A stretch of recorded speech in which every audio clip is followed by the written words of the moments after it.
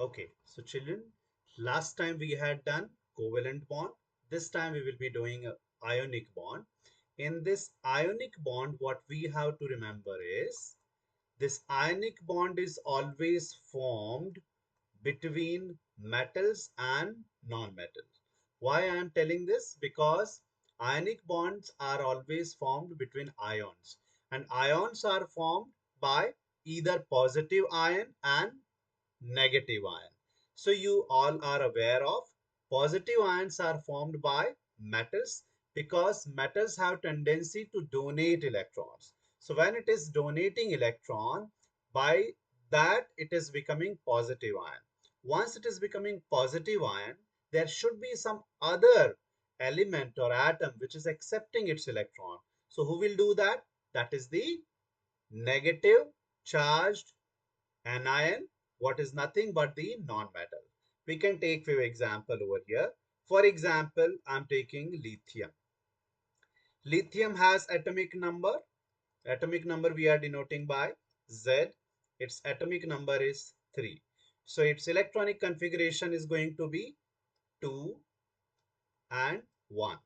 Which means if you draw this lithium in its orbital structure, first orbit will have always 2 electrons.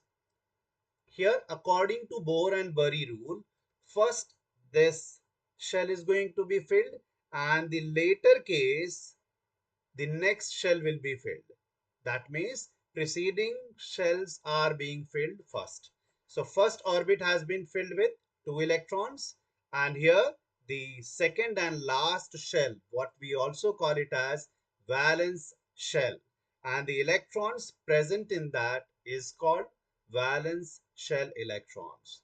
You need to remember here, if in exam they ask show ionic bond of valence shell electron, so you will be drawing only and only last shell. There is no need to draw this preceding one. Okay, but if they don't mention that, we should draw all the orbits. Okay, so this is for lithium. We can take the non-metal which is going to form ionic bond with this. Suppose we are taking fluorine.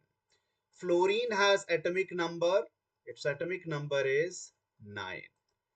This will have electronic configuration 2 and 7. We have to remember first shell is always going to have maximum 2 electrons only. Okay, you have already studied Bohr and Bury rule. According to that, this 2n square formula shows how many electrons you can fill. So if n is equal to 1, that means first shell, so 2 times 1 square is going to give you 2 only. That is why we are feeding or filling only and only 2 electron in first shell, and in next shell we will be filling 8. So here fluorine, this will have first shell filled with 2 electrons. Here we are taking dot and cross structure. It is to represent electrons. It is better to give different symbols. Suppose I have given cross for lithium, so I am putting this dot or this circle for fluorine. So first shell is filled with 2 electron, and the second one, or you can say last shell, is going to be filled with 7 electrons. So here we are filling with 7 electrons.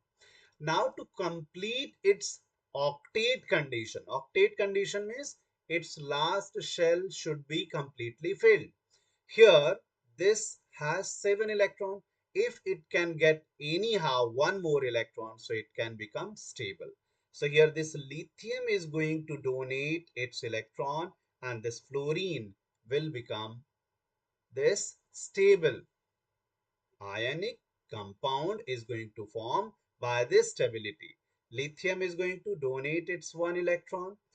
Fluorine is going to accept 1 electron. As I said here, fluorine is accepting electron to complete its octet condition. But what about lithium? Lithium is going to behave like helium because helium has duplet condition.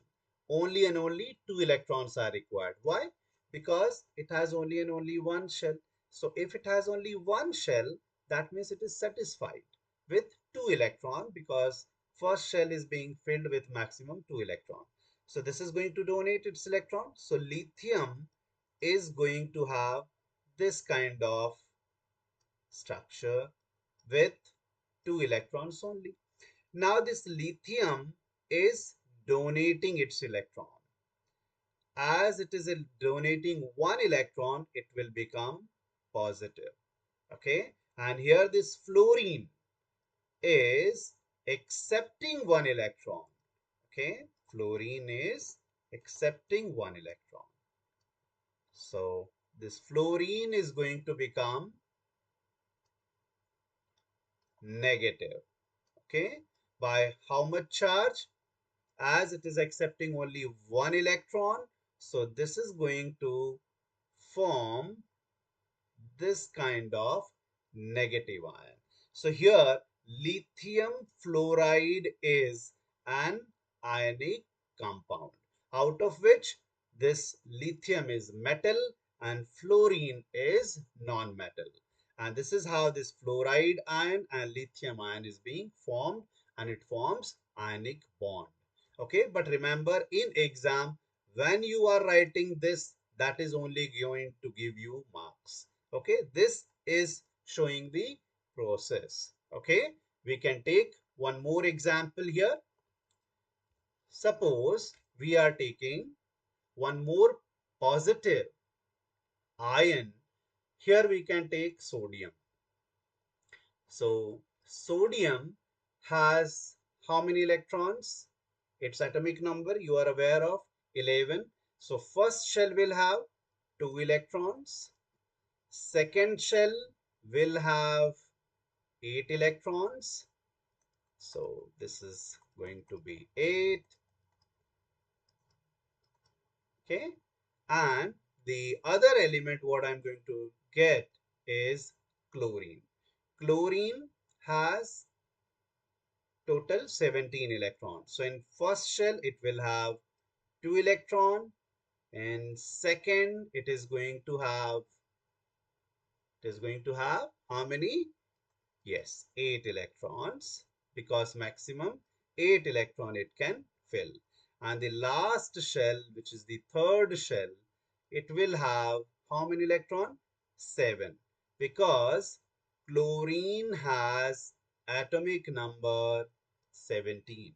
So its electronic configuration is 2, 8, 7. And for sodium, it is going to be 2, 8.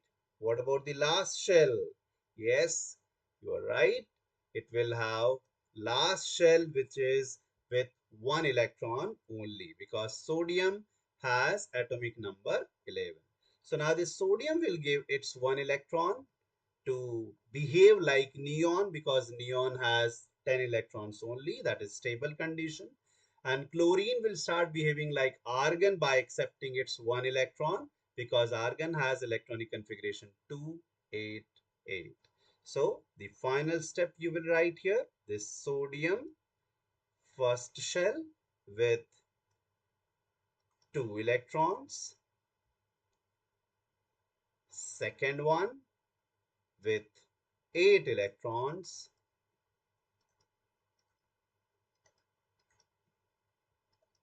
yes, what about third shell? We will not form this third shell because it has already donated this electron. So now it has this preceding shell only. So this is by donating 1 electron, it is becoming positive. And here chlorine, this chlorine is going to become negative by accepting 1 electron. So 2, second one will have 8 electrons. Okay, so 2 plus 8, 10, and the last shell which is with 8 electrons now, because it has taken 1 electron from sodium. To represent that difference, we are putting this dot and cross. This structure is also called dot and cross structure, which was given by Lewis.